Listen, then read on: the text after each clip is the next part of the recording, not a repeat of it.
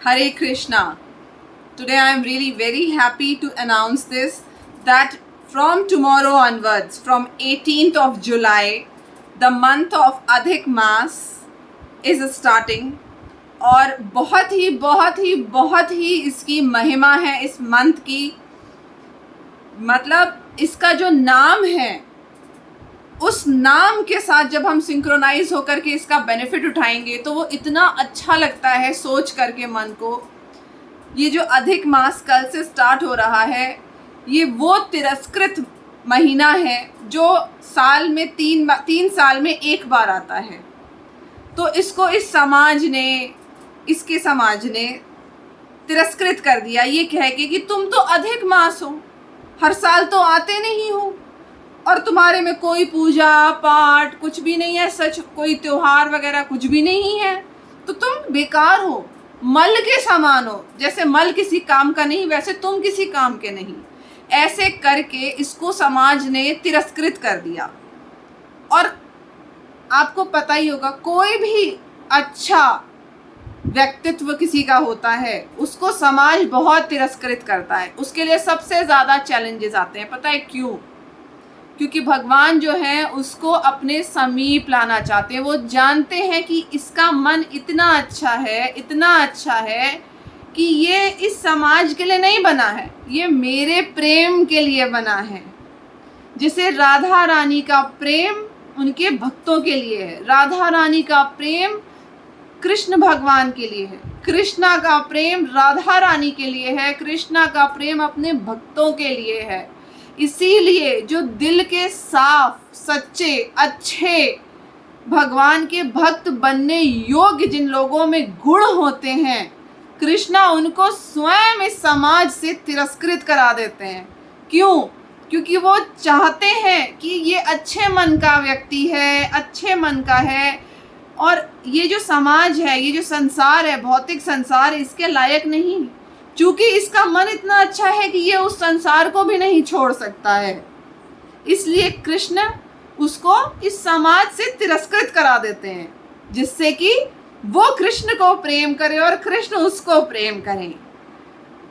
इसलिए जो अधिक मास थे उनका जब समाज ने तिरस्कार कर दिया तो कृष्णा ने उनको अपनाया और कहा, इतनी बड़ी बात कह दी कि तुमको आज से कोई मल मास नहीं कहेगा, तुम्हारा नाम आज से पुरुषोत्तम मास कहलाएगा।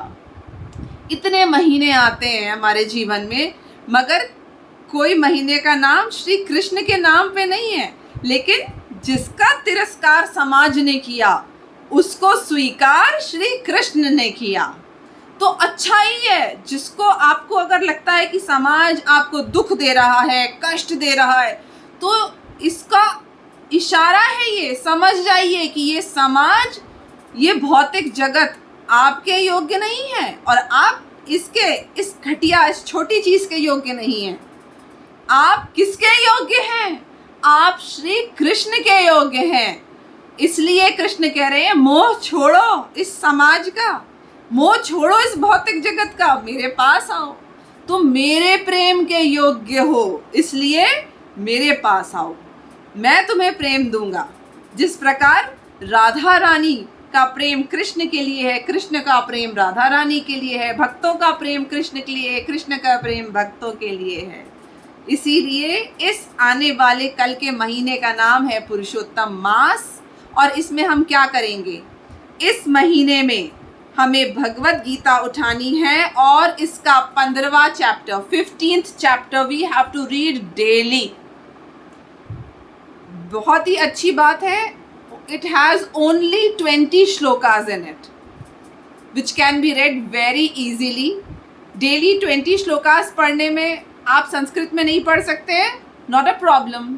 Read it in English, read it in Hindi, सिर्फ उसका जो अनुवाद है इंग्लिश का या हिंदी में उसको रीड करिए।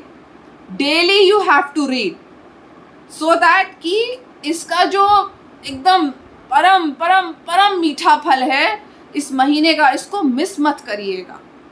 बहुत रेयर होता है कि कोई इस महीने को आइडेंटिफाई करे और बहुत रेयर होता है कि किसी के कानों में ये बात पड़ जाए कि कि ये पुरुषोत्तम मास है, कृष्ण का प्रिय मास है, और इस मास में तुम भगवत गीता का चैप्टर 15 पढ़ लो जिसका नाम ही है पुरुषोत्तम योग।